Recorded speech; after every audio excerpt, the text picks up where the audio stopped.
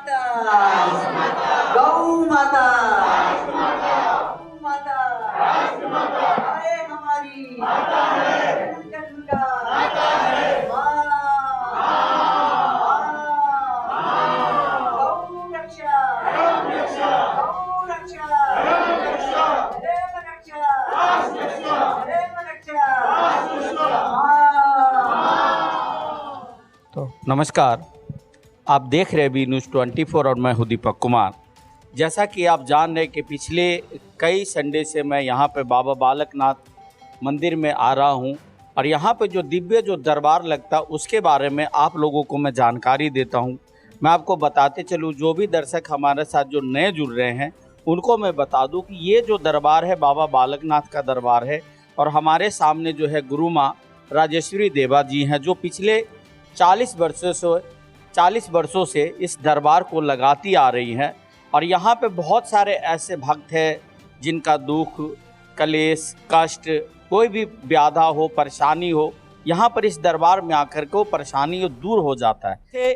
कि आज के दिन में लोग ना चमत्कार को नमस्कार वैसे करते हैं, लेकिन यहाँ पर कोई चमत्कार नहीं होता। मैं फिर कहूँगा माता जी को अपना जो एक बार ये उठा दें, जिससे लोगों की जो भक्त जन का जो दुख जो दूर होता है, ये इसी से दूर होता है। और माता जी भी कहती कि मुझे नहीं पता, मैं कुछ नहीं करती, जो कुछ करते बाबा का आशीर्वाद करता, तो माता जी भी इनका श्रेय नहीं लेती। चलिए, तो मैं आप लोगों का ज़्यादा समय न लेते हुए मैं यहाँ पर जो हमारे कुछ भक्त, क्योंकि मैं समय की कमी होती तो हर बार मैं 2 से 4, 5 लोगों का ही अनुभव ले पाऊँगा, कि एक बार में सारे लोगों का नहीं ले पाता हूँ। पिछले बार भी 5-6 लोगों का अनुभव आपने देखा, इससे पहले भी देखा। आज हमारे बीच में एक हमारी बहन जी हैं, मैं उनसे बात करता हूँ। जी, थोड़ा तेज बोलिए। खाना खा के आई कि नहीं? नहीं नहीं खा के आई हैं। तो चलिए, थोड़ी देर में यहाँ प्रसाद भी मिलेगा, तो थोड़ा सा एनर्जी को ऊपर करें, क्योंकि जो और भी जो भक्तजन है या जो हमारे चैनल को देखते हैं वो भी इस दरबार के बारे में जाने। जैसा कि आप जानते हैं कि अभी बागेश्वर धाम का बहुत नाम है, वहाँ पर भी एक चमत्कार होता है और यहाँ पर भी उससे कम चमत्कार नहीं होता, अगर जो मेरा मानना है। क्योंकि कहते हैं सबसे बड़ी चीज़ विश्वास है। मैं पिछले बार भी कहा और अभी भी मैं कहता हूँ, विश्वास है तो हर कुछ है। तो थोड़ा तेज बोलिएगा तो आपका अनुभव और लोग भी सुन लेंगे। ठीक है, मैं कोशिश करूँगी। जी, तो नाम बताइए, अपना परिचय दीजिए, कहाँ से आई आप? मेरा नाम अनुपमा ठाकुर है। मैं नाथ परिवार से ही जुड़ी हुई हूँ, मैं यहीं रहती हूँ। छतरपुर में ही रहती है। और कितने सालों से जुड़ी हैं आप? बचपन से ही जुड़ी हूँ। बचपन से जुड़ी हैं। तो कैसे मन में जिज्ञासा हुआ कि चलो इस दरबार से जुड़ना है, या भक्ति भाव करना है, या सेवा करना है? ऐसे कैसे मन में भावना उत्पन्न हुआ? वैसे तो मेरे माता पिता बचपन से ही आते थे दरबार में, तो मैं भी साथ साथ, जैसे ये छोटे छोटे बच्चे बैठे हैं वैसे ही मैं भी छोटी सी फ्रॉक पहन के आती थी। तो बस जुड़ते जुड़ते मन जुड़ गया। माता जी से, माँ जी से भजन सुने, ज्ञान सुना।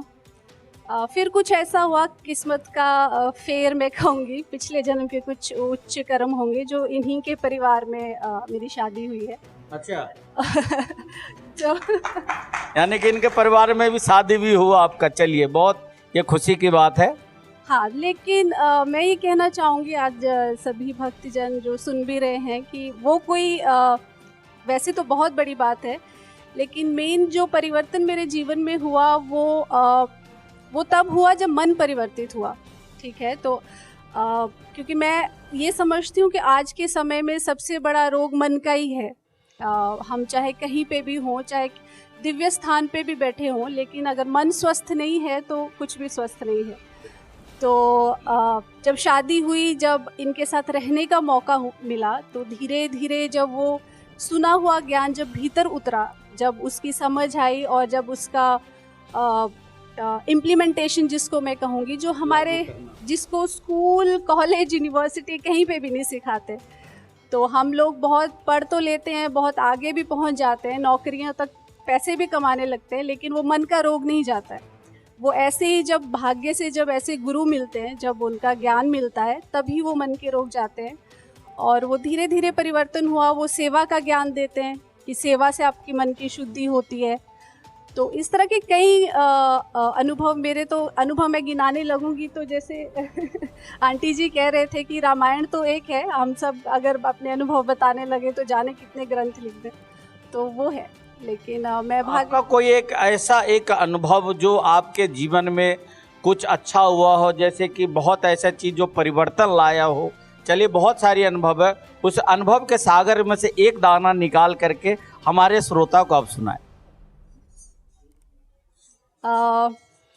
ठीक है, भीतर के अनुभव तो बहुत है, लेकिन जो सब समझ सकें वो अनुभव मैं सुना देती हूँ।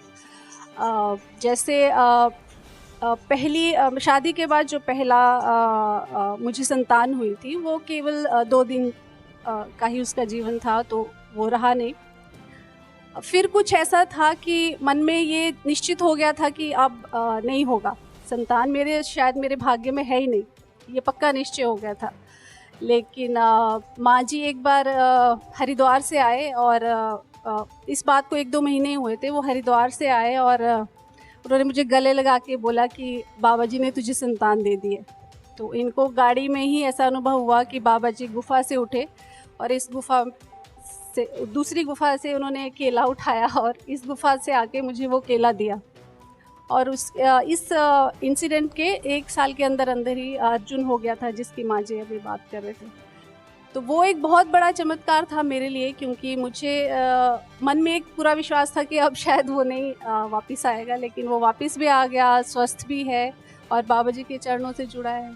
तो ये आपने अभी रामायण की बात कही, और आपके जो अनुभव है रामायण का भी एक चरितार्थ को भी सही बताता है। जैसे कि कहते कि जो राजा जो दशरथ जी थे, उनके भी संतान प्राप्ति नहीं थी, लेकिन एक जो सिंह ऋषि थे, उनके द्वारा फल दिया गया, तो उनसे भगवान राम लक्ष्मण ये सब जन्म लिए। तो कहीं भी आपका कहानी उस रामायण से कम नहीं, आपका अनुभव भी कम नहीं। और सबसे बड़ी बात है कि जो आपके जो मातृत्व कहते हैं कि एक बच्चा जन्म लेता है तो उसके साथ एक माँ का भी जन्म होता है, बच्चा भी जन्म लेता तो माँ का भी जन्म होता है। तो चलिए, आपको बहुत बहुत धन्यवाद, और ऐसे आपका बाबा का कृपा आप लोगों पे बने रहे। और अगला जो हमारे अनुभव सुनाने वाले कौन है, जो आना चाहते हैं वो अविलंब आ जाएं। हम आपको जय बाबे की बुलाएंगे। बिल्कुल, जय बाबा के बोलिए, हम भी नमस्ते कर रहे हैं। नमस्ते जी, नमस्ते। अपना नाम बताइए, परिचय, और कहाँ से आई हैं आप? ठीक है, मैं द्वारका से आई हूँ और गुरुजी के चरणों में 87 से जुड़ी हुई हूँ। ये 86 में मेरा आदमी बहुत बीमार हो गया। अपना नाम नहीं बताया। मेरा सरला देवी सतबीर सिंह। ठीक है, आप बताइए। हाँ जी, मेरा नाम सरला देवी, द्वारका से आई हूँ। मैं गुरुजी के चरणों में 87 से जुड़ी हुई हूँ। 86 में मेरा आदमी बहुत बीमार हो गया था, और वो भी क्यों हुए थे हमें पता नहीं।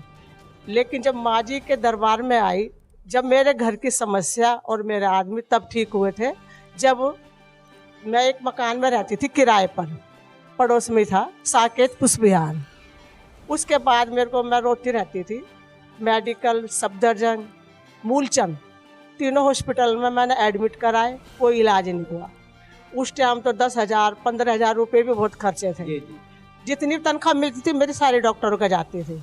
उसके बाद मेरे मकान मालिक ने सरदारनी थी, वो कहने लगी, सरला यहाँ पर एक लेडीज़ है, उन्हें ये नहीं बताया माँ जी हैं, गुरु जी हैं, बाबा जी हैं, एक लेडीज़ है, मैं तुझे वहाँ ले चलती हूँ।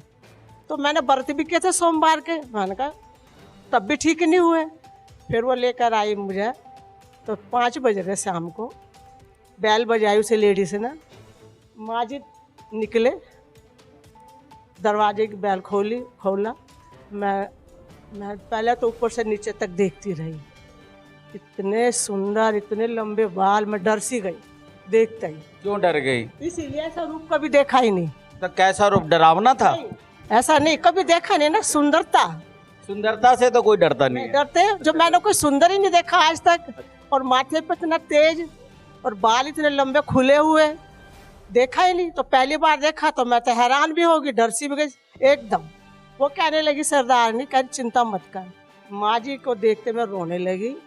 माँ जी ने कहा, अब रोने की जरूरत नहीं है, अब तेरे सुख के दिन आ गए, रोना धोना बंद, अंदर बैठो, चाय पियो। मन की माँ जी, चाय तो मैं बाद में पीऊँगी, पहले मेरे आदमी को ठीक करो। कह रही उनको ऊपर का चक्कर है, डॉक्टर इलाज नहीं है, और आप शनिवार को चौकी लगती है, यहाँ बैठिए और फिर आप अपनी आँखों से देखना। जो भी मैं कुछ नहीं करूँगी, जो करेगा बाबा जी करूँगा। मैंने कहा, जी बाबा जी तो दुनिया में बैठे हैं, पर जो आप बोलोगे, आप करोगे, वो और कोई नहीं कर सकता। मैं और मेरे आदमी मंदिर में गए, शनिवार का दिन था। हम बैठे, मेरे आदमी को अंदर बैठाया माँ जी ने, मैं सीढ़ी में बैठ गई, कह रहे बाहर जाओ आप। हाँ जी, मैं वहाँ बैठ गई, मैं पता नहीं, मेरा आदमी कह रहा ये सब ढोंग है, क्या है, पाखंड है। माँ जी के गुरुजी थे, उनको पता नहीं क्या हुआ, मेरे आदमी को लगाया, एक थप्पड़ लगा। हाँ, वो एकदम जो उनका भूत था ना, सब भाग गया। और फिर माँ जी ने कहा अब चिंता मत करो, इलाज हो गया, बिल्कुल ठीक हो जाओगे, 15 दिन का इलाज है। तो मैं शुक्रगुजार हूँ गुरु माँ जी के, और आज आपकी भी शुक्रगुजार हूँ। ये काम आपको 87 में क्यों नहीं करा था आपने? अब तक तो कितनी रामायण भी छोटी पड़ जाती लिखने में, इतनी बड़ी बन जाती। धन्यवाद आपका, गुरु माँ जी का भी। चलिए बहुत। और हमारे बीच में अब हमारे एक भाई हैं, क्या नाम है भैया आपका? कहाँ से आए हैं आप? आनंद बिहार। आनंद बिहार से।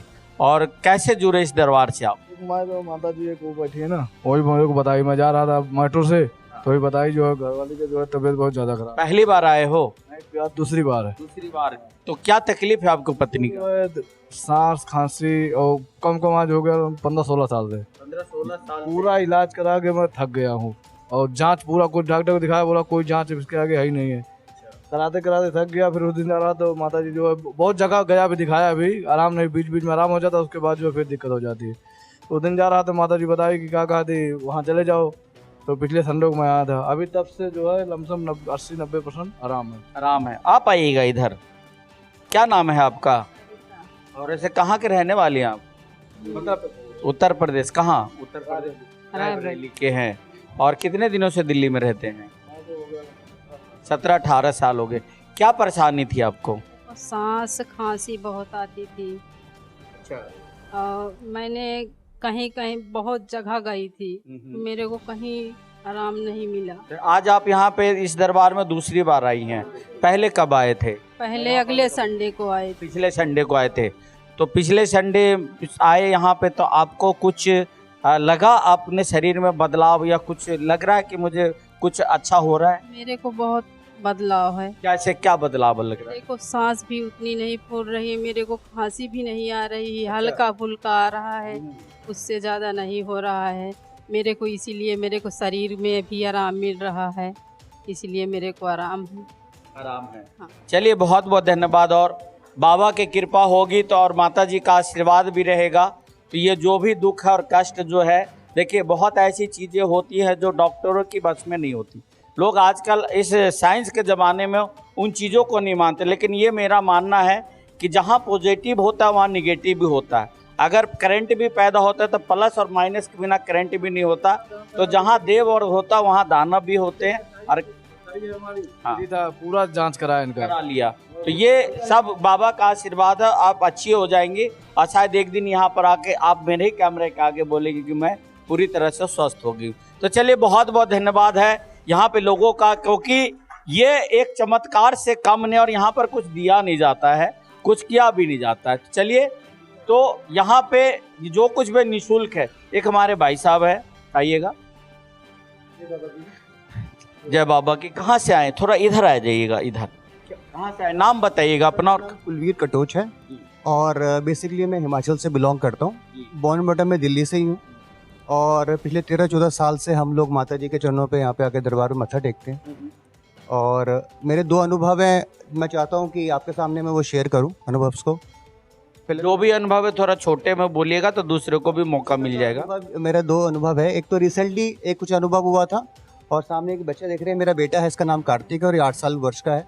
ये माता जी के आशीर्वाद और बाबा जी के आशीर्वाद से यह प्राप्ति हुई है। 2013 में मेरे कुछ हमने प्लान किया था, फैमिली प्लानिंग करी थी, तो किसी कारणवश वो बच्चा मिसकैरेज हुआ। फिर बाबा जी के आशीर्वाद से हमने दूसरा प्लान एक किया, और उस पर बड़ी कॉम्प्लिकेशंस आई, और उस कॉम्प्लिकेशंस आने के बाद हम लोगों को बताया गया यहाँ पे कि बाबा जी के पास एक बार जाओ। हमारे नेबर में ही थे, तो उन्होंने बोला कि एक बार यहाँ पे भी, जो कहते हैं कि जो एक जो सत्य है कि दवा और दुआ से काम कार्य बनते हैं। तो मैं माता जी के पास आया, यहाँ पे हमने इन चीज़ों को बताया, बच्चे के बारे में अपनी वाइफ को दिखाया। तो माता जी ने जो अपना विधि विधान जो हमें चीज़ों के बारे में बताया, तो हमने वो किया। तो उससे हमें 2014 में प्राप्ति हुई। तो एक वो बड़ा आशीर्वाद रहा हमारे लिए। दूसरा अनुभव ऐसे था कि 20-22 दिन से अभी हम लोग बड़े परेशान थे। कम से कम मैं 3 या 4 डॉक्टर्स के पास में गया, चेक कराया बच्चे को, और कोई दवा कोई काम नहीं कर रही थी। मतलब फीवर ही नहीं उतर रहा था। मतलब डॉक्टर कह रहे ये ब्लड टेस्ट कर लो, ये ब्लड टेस्ट कर लो, ये ब्लड टेस्ट कर लो। फिर सडनली ध्यान आया कि मैंने कहा चलो एक बार दरबार चलते हैं माता जी के। और हमने समस्या अभी रिसेंटली मैंने पिछले वीक ही मैंने माता जी को बताई इसके बारे में कि ऐसे ऐसी बात हो गई है, कोई भी दवाई काम नहीं कर रही है। तो माता जी ने अपने औपचारिक चीज़ें से हमने बताया, जो भूति का सेवन और जो धागे का सेवन है वो करो, और नहीं और उन चीज़ों को मतलब हमने उसको यूज़ किया उन चीज़ों को लिए। तो अब टचवुड के पिछले 4-5 दिन से उसको कोई बुखार नहीं आ रहा है, और भगवान बाबा जी की कृपा से, माता जी की कृपा से सब ठीक ठाक है। तो ये अनुभव था मेरे लिए। डॉक्टर ने फिर हमें, हाँ, एक ये था कि डॉक्टर ने बोला भी लास्ट की मलेरिया की दवाई दी, तो मैंने माता जी को भी बताया कि इसके बारे में कि भैया उन्हें मलेरिया की पूरी किट दे दी कि अब इसको ये खिला के देखते हैं एक बार। तो मुझे चैन नहीं पड़ा, मैंने कहा मलेरिया की दवाई छोटे से बच्चे को देना अभी ठीक नहीं है। उसके बाद फिर हम लोग आए माता जी के पास कि बताया, समस्या बताई, इन्होंने सुनी, और अपना जो अपना बाबा जी का आशीर्वाद और जो भी इन्होंने विभूति हमें दी वो सेवन किया, तो नित्य कर्म से हम ये अब ठीक ठाक है। वैसे चलिए, बहुत बहुत धन्यवाद। आप इधर आइएगा, यहाँ पर आइए, अपना नाम बताइएगा। मेरा नाम सुशीला है और मेरा बेटा बहुत बीमार था। कहाँ से आई हैं सुशीला जी आप? छतरपुर से। हाँ जी, और एक्सीडेंट हो गया था, उसके सर पे और दिमाग की हड्डियाँ टूट गई थी। तो हॉस्पिटल यहाँ सफदरगंज में डॉक्टर ने जवाब दे दिया था, तो उन्हें बोला फिर कि यहाँ नहीं होगा। मैं 2-3 बार रात में ले भागती थी, बच्चे के परे नहीं हुआ था। फिर माँ जी बोले आप चिंता मत करो, मैं देखती हूँ। फिर माँ जी ने फ़ोन लगाया, उसके कान में बोले कि आप इसके कान में लगाओ। फिर कान में लगाई, फिर वो बच्चा मेरा थोड़ा से उसके राहत हुआ, सर में दर्द कम हुआ। उसके बाद फिर 2-3 दिन के बाद फिर खूब दर्द होने लग गया, तेज़ होने लग गया। फिर बोला मम्मी मुझसे नहीं रहा सो रहा, मैं क्या करूँ। फिर माँ जी कब कॉल करी, फिर माँ जी बोले आप बेटे चिंता मत करो, वहाँ हॉस्पिटल से निकाल के और कहीं ले जाओ, मुझे ऐसा कुछ नहीं लग रहा। फिर वहाँ से निकाल के दूसरे जगह ले गए। फिर बाबा जी की कृपा हुई, मैं रात दिन खूब रो रही थी, चिल्ला रही थी। फिर बाबा जी मुझे सपने में गए, कह रहे आप तू मत रो, तेरा चिंता छोड़ दे दो, मैं क्या तेरे साथ हूँ। फिर वो जब बाबा जी मेरे साथ थे, मेरे इतनी तेज रोई, वहाँ चिल्लाई। बाबा जी बोले मत चिल्ला, मैं आपके साथ हूँ। फिर वो बाबा जी गए, वहाँ हमारे घर के सामने खड़े हुए, मेरे सर पे हाथ रखा, मैं इतने जोर रोई, चिल्लाई कि बाबा जी की, बस हमारा घर पूरा उठ गया कि क्यों चिल्ला रही, क्या हो गया क्या हो गया। फिर मेरा लड़का एकदम सही सलामत हो गया। बहुत बहुत धन्यवाद आप। तो अभी जो आपने दरबार में सभी लोगों का अनुभव सुना, हालांकि बाहरी दुनिया में तो लोग इन चीज़ों पर विश्वास ही नहीं करेंगे। मैं अभी भी कहता हूँ कि साइंस का ज़माना है और विज्ञान में इन चीज़ों का कोई स्थान ही नहीं है। वो कहता है ऐसा कुछ होता ही नहीं है, ना ऊपरी चीज़ होती है, ना कोई हवा होता है। लेकिन अभी भी मैं कह रहा हूँ कि जैसा भी कहा कि अच्छे अगर शक्तियाँ होती तो इस संसार में बुरी भी शक्तियाँ हैं। अगर देवता है तो दानव भी है। और यहाँ पे हमारी जो माता जी हैं, जो क्या करती हैं, क्या आशीर्वाद देती है, क्या भक्तों पे कृपा करती हैं, क्या बाबा का आशीर्वाद रह जाता, जो ऐसी असाध्य से असाध्य चीज़ भी एकदम साधारण रूप से ख़त्म हो जाता है। तो माता जी फिर से आप हमारे चैनल में आपका स्वागत है। आपका भी बहुत बहुत अभिनंदन, स्वागत। जो आप ये सब अनुभव और अपने सनातन की जो चर्चा है और गौ माता की रक्षा के लिए जो सनातनी लोग, हिंदू लोग काम कर रहे हैं, और आप उसको पूरे देश घर घर तक पहुंचा रहे हैं, इसलिए आपका बहुत बहुत अभिनंदन। माता जी सबसे पहले हम ये जानना चाहेंगे, मन में बड़ी उत्सुकता है क्योंकि एक अनुभव मेरा भी हो गया है, इसके आपके अनुभव के कड़ी में एक मेरा भी अनुभव जुड़ गया, जो मैंने अभी पिछले ही इतवार का था और मैंने आपसे फ़ोन पे बात भी किया था। अगर भक्त लोग किसी को विश्वास नहीं तो मेरे पास वो रिकॉर्ड भी है, मैं लोगों को सुना भी सकता हूँ, क्योंकि मीडिया बिना साक्ष्य का कोई बात नहीं करता, तो हमें भी हम बिना सबूत के कोई बात नहीं करते।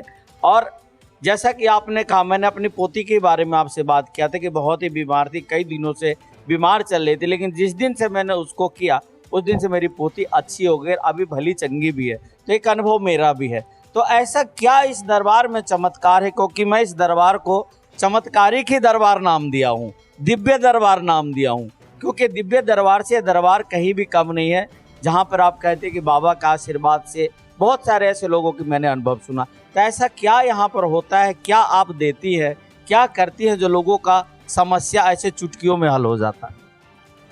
अभी आप थोड़ा देर से आए, थोड़ा पहले आए होते तो आप भजन सुनते, उस भजन में हमने कहा, 2 लाइन सुना दीजिए दर्शकों को। उस भजन में हमने कहा, अंग संग मेरे अंग संग, मेरे पौणाहारी मेरे अंग संग। पौणाहारी माने ये बाबा जी को बोलते हैं, पौणाहारी, कलाधारी, ऐसे बहुत सारे नाम हैं उनके। तो ये भजन हमने सुनाया। तो हम भक्तों को कह रहे थे कि भाई वो सब ताली बजाना, अच्छे से मेरे साथ भजन बोलना जिनके अंग संग बाबा है। तो ऐसा कोई है जिसके अंग संग बाबा नहीं है? तो भक्तों ने कहा कि नहीं, ऐसा कोई नहीं है, हम सबके साथ बाबा है। तो कहने का तात्पर्य यह है कि हमने ये देखा है कि इस दरबार में जो आ गया उसके साथ ही वो चल पड़ते हैं, और इसलिए हमने कहा मेरे अंग संग मेरे पौणाहारी। तो ये ऐसी शक्ति है। तो शायद बाबा मेरे साथ भी चल पड़ते हैं। बिल्कुल बिल्कुल, जब आप इतना अच्छा काम कर रहे हैं तो बाबा आपके साथ भी चल पड़ते हैं। मैंने ये देखा, मेरा जो अनुभव है, और बहुत सारे जो यहाँ अनन्य भक्त हैं उनका जो अनुभव है, वो ये कहते हैं कि जब इस दरबार में आए तब से ही जीवन सार्थक हो गया। तो किसी तरह का कोई संकट नहीं, कोई रोग नहीं, कोई बीमारी नहीं, जो कई अस्पतालों में जाकर लाखों रुपया लगाकर भी ठीक नहीं होते। अब आपको क्या बताऊं, आपने तो खुद ही देख लिया। तो ऐसे असंख्य लोग हैं यहाँ इस दरबार में, और ये दरबार आज से नहीं, ये 40 वर्षों से लग रहा है, और 40 वर्षों से तो असंख्य लोगों के यहाँ अनुभव है जो अस्पतालों से, ICU से उठ के लोग यहाँ आते हैं। अब तो इस दरबार में डॉक्टर भेजते हैं कि आपको दवाई असर नहीं कर रही है तो आप बाबा के दरबार में जाइए। अब तो यहाँ डॉक्टर भेजते हैं स्वयं कि नहीं दवाई, तो इसका मतलब कोई ना कोई कृपा की आपको ज़रूरत है, या कोई ना कोई आपके साथ दुष्प्रभाव है जो हमारी मशीनों में नहीं आ रहा है, जो हमारी नज़र में नहीं आ रहा है, जो किसी टेस्ट में नहीं आ रहा है, और दवाई भी असर नहीं कर रही है। तो इसका मतलब कोई ना कोई नज़र टोक है, कोई ना कोई टोना टोटका है। अब वो तो चीज़ें हैं। अब बहुत सारे लोग बोलते हैं कि हम नहीं मानते। अब तुम मानो ना मानो, लेकिन जो चीज़ें हैं वो है। जैसे कहते हैं कि हवा दिखाई नहीं देता, सांस तो ले रहे हैं, हवा दिखाई देता है क्या? नहीं दिखाई देता। तो ये तो चीज़ है। लेकिन माता जी, हमारे दर्शक और हम भी उत्सुक है जानने के लिए कि यहाँ पर ऐसा क्या प्रक्रिया होता है, क्या करते हैं यहाँ, भक्तों को क्या कहती हैं? कोई नियम करना होता है, कुछ करना पड़ता है जो ठीक होने के लिए? हम कहते हैं कि दरबार की हाजिरी लगाएं। जो हमारा अपना अनुभव है कि जो दरबार में आ गया उसका कल्याण हो जाता है। दरबार की हाजिरी, और यहाँ बाबा जी का अखंड दूना लगा हुआ है, आपके पीछे वाली कमरे में बाबा का अखंड दूना है जो कई वर्षों से लगा हुआ है। और जब ये धूणे की अग्नि, जहाँ बाबा जी का जो मूल स्थान है द्योतसिद्ध में, हिमाचल में, तो उस मूल स्थान से ये धूणे की अग्नि आई है। इस धूणे की अग्नि लाने के लिए हमें जो संकेत मिला कि वहाँ जाकर कई अनुष्ठान करने हैं, तो कई अनुष्ठान हमने वहाँ किए। उसके बाद वो धूणे की अग्नि के लिए हमें संकेत हुआ कि अब तुम ये धूणे की अग्नि ले जा सकते हैं। फिर वहाँ से वो धूणे की अग्नि आई। 3 दिन के बाद यहाँ धूना लगा बाबा जी का। तो इस धूणे में बहुत सारे हवन होते हैं, बहुत सारे मंत्रों के द्वारा हवन होते हैं और मंत्र होते हैं। वही विभूति भक्तों को दी जाती है। वैसे यहाँ कुछ करने की ज़रूरत नहीं है कि बाबा जी का धूना है, उसमें बाबा जी का चिमटा लगा हुआ है, वो धूने की चुटकी है, लोगों को हम कहते हैं कि ये लो। क्योंकि जब बाबा जी सातलाई में प्रकट हुए थे, उसके बाद जब वो द्योतसिद्ध में गए तो उनकी साधना से वो अखंड धूणे की अग्नि प्रज्वलित हुई थी, ऐसा हमारे महापुरुष कहते हैं। तो जब अखंड धूणे की अग्नि उनकी साधना से, उनके दिव्य नेत्र से वो प्रज्वलित हुई, तो तब से कहते हैं वो धूना वहाँ पे है, तो अपने में वो वरदान है। तो वही धूणे की चुटकी हम लोगों को देते हैं। और ये मैं आपको फिर से दिखा दूँ, ये बाबा जी का चाबुक है, ये गुफा में रहता है। जिस दिन सत्संग होता है उस दिन गुफा से ये बाहर आता है, और इस चाबुक के लोग आशीर्वाद लेते हैं, और लोग कहते हैं हम ठीक हो गए। बड़े बड़े रोगी, कैंसर के हो, किडनी के रोगी हैं, ये कैंसर का पेशेंट भी हमारे पास बैठा है, लेकिन अभी आपके पास समय कम है। तो ऐसे बहुत सारे रोग लोगों के, कोई भी किसी भी तरह का शारीरिक हो, मानसिक रोग तो ठीक हो ही जाते हैं, लेकिन शारीरिक रोग भी हमने यहाँ लोगों के, कैंसर तक के रोग, किडनी तक के रोग हमने यहाँ लोगों के ठीक होते हुए देखे।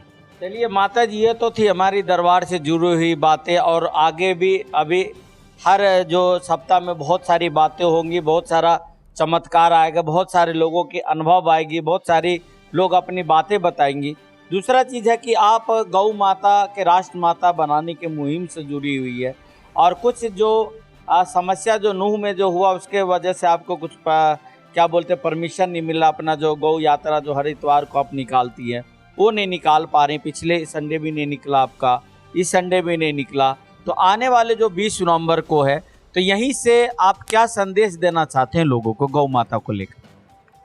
गौ रैली के लिए, जन जागरण के लिए हम पूरे देश में जा रहे हैं। पुलिस प्रशासन से परमिशन मिले ना मिले, हम तो अपने धर्म की रक्षा के लिए हमेशा तत्पर रहते हैं। और जितने हमारे कार्यकर्ता है, जितनी साथ संगत है, सब गौ माता के लिए समर्पित है। सभी चाहते हैं कि गौ माता को राष्ट्र माता का सम्मान मिले। अभी पिछले हफ्ते नहीं, इसी हफ्ते सोमवार को हम यहाँ गए थे यूपी में, कौन सा स्थान था वो, कानपुर में गए थे। तो कानपुर में एक महाराज जी यूएसए से आए थे, उनका कार्यक्रम था, उसमें हमें बुलाया गया था। तो वहाँ भी हमने संगत को ये निवेदन किया। ऐसे ही जगह जगह लोग हमें बुला रहे हैं, बड़े बड़े संत महात्मा अपने कार्यक्रमों में बुला रहे हैं, और वहाँ जाकर हम जो सासंगत होती है उनको ये निवेदन कर रहे हैं कि आपने 20 नवंबर को 2023 गोपाष्टमी वाले दिन दिल्ली में सब सनातनियों इकट्ठे होना है, सब हिंदुओं ने इकट्ठे होना है और गौ माता को राष्ट्र माता का सम्मान दिलाना है। अपने सनातन की रक्षा करनी, सनातन संस्कृति की रक्षा करनी, और जो सनातन की मूल गौ माता, उस माँ की रक्षा करनी है, माँ को माँ का सम्मान दिलाना है। ये हम सब का कर्तव्य है, हम सब का धर्म है, और हम अपनी माँ की रक्षा के लिए कहीं भी पीछे नहीं हट सकते। जब तक माँ को माँ का सम्मान नहीं मिला तब तक हम चुप नहीं बैठेंगे। और रही बात नूह में जो हुआ, वो जो कुछ भी हुआ वो अच्छा नहीं हुआ। ये सनातनियों की, हिंदुओं की जो पेशेंस है उसकी परीक्षा ले रहे हैं ये लोग। और जिस दिन हिंदू खड़ा हो गया, जिस दिन सनातनी एकदम सब जब एक हो गए और खड़े हो जाएंगे, तो इनकी अक्ल ठिकाने आ जाएगी कि इस तरह किसी के साथ जास्ती करना अच्छा नहीं है। हम तो अपनी धर्म की रक्षा के लिए खड़े हैं, हम तो अपनी माँ की रक्षा चाहते हैं। हम किसी को कुछ कह नहीं रहे हैं, हम किसी के साथ मार धाड़ नहीं कर रहे, हम तो सिर्फ सरकार के आगे निवेदन कर रहे हैं कि गौ माता को राष्ट्र माता का सम्मान दें। बस इतनी सी बात है, इसको लेकर हम पूरे देश में जा रहे हैं। अभी 2 सप्ताह से, जैसे आप कह ही रहे हैं, तो हमें जो पुलिस प्रशासन की जो इजाज़त नहीं मिली, उसके कारण हम रैली नहीं निकाल रहे हैं। लेकिन हमारी जो संगत है वो सब घर घर में जा रहे हैं। हमारे सभी कार्यकर्ता, मातृशक्ति और भाई लोग सभी घर घर में जा रहे हैं और गौ माता को राष्ट्र माता का सम्मान दिलाने के लिए, और जितने हमारे हिंदू भाई हैं, जितने हमारे सनातनी हैं, उनको जागरूक कर रहे हैं और उनसे निवेदन भी कर रहे हैं कि 20 नवंबर को सबने इकट्ठा होना है। बहुत बहुत धन्यवाद माता जी आपका। मैं आपको जानकारी के लिए बता दूं कि आज फिर से वो ब्रजमंडल यात्रा निकाला गया है। नहीं परमिशन मिलने के बावजूद भी लोगों ने निकाले हैं और वो ब्रजमंडल यात्रा निकला है आज।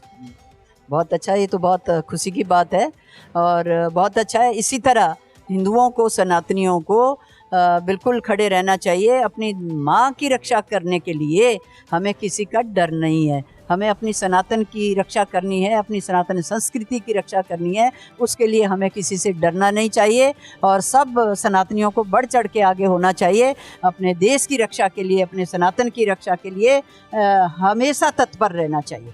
चलिए, बहुत बहुत धन्यवाद माता जी। आप जो मेरे पीछे देख रहे हैं, ये हमारे जो बाबा बालकनाथ जी हैं यहाँ पे, और इस तरफ जो है वो, मतलब हाँ, एक चीज़ पूछना भूल गया, यहाँ पे जो 3 जो दरबारें हैं उनमें कौन कौन से देवी देवता विराजमान हैं? सामने आप देख रहे हैं बाबा जी की गुफा है, बाबा श्री सिद्ध बाबा बालकनाथ की गुफा है। यहाँ बाबा जी की ये प्रतिमा आप देख रहे होंगे। ये प्रतिमा देखने में प्रतिमा है, लेकिन ये साक्षात नाथ यहाँ विराजमान है। और साथ में हमारे जो छोटे छोटे चित्र हैं वो माँ सरस्वती का है, भगवान श्री कृष्ण का है, और बाबा बालकनाथ का भी है, भगवान शंकर का भी है, और गुरु दत्तात्रेय का भी है। तो ऐसे हमारे सभी सनातनी जो समस्त देवी देवता, ऐसे जो चित्र हमने देवताओं के रखे हुए हैं, सबकी पूजा होती है। और इस तरफ भगवान विष्णु जी हैं और लक्ष्मी जी हैं और हमारे गुरुदेव हैं। तो ऐसे यहाँ सभी देवी देवताओं की पूजा प्रतिदिन सुबह 5 बजे पट खुल जाते हैं। 5 5 बजे से ये प्रक्रिया शुरू हो जाती है। देवताओं को स्नान करवाना, देवताओं का श्रृंगार करना, सबकी पूजा पाठ करनी। और यहाँ प्रतिदिन रुद्राभिषेक होता है और हवन होता है। पहले अभिषेक होएगा, हवन होएगा, देवताओं का श्रृंगार होगा, उसके बाद अभिषेक होगा, भगवान शिव का श्रृंगार होगा, उसके बाद हवन होगा, हवन के बाद फिर आरती होती है। इस तरह यहाँ नियम बंधे हुए हैं और बहुत सारे सेवादार भी यहाँ इस दरबार में सेवा में तत्पर रहते हैं, विराजमान रहते हैं। और हमारे जो पंडित पुजारी हैं वो भी सेवा और ये मंदिर का जो नियम है नित्य नियम से करते हैं। और बहुत ही नाथ की कृपा है, बहुत अच्छे ढंग से यहाँ 40 वर्षों से नियम चल रहा है। चलिए, बहुत बहुत धन्यवाद है। और मैं इसी के साथ इस दरबार से मैं भी विदा लेता हूँ। अगले रविवार को फिर मिलेंगे एक नए अनुभव, एक नए कार्यक्रम के साथ। अगर आप ये वीडियो YouTube पर देख रहे हैं तो हमारे चैनल को सब्सक्राइब करें और बेल आइकन को दबाना ना भूलें। अगर आप Facebook पर ये वीडियो देख रहे हैं तो हमारे पेज को लाइक करें।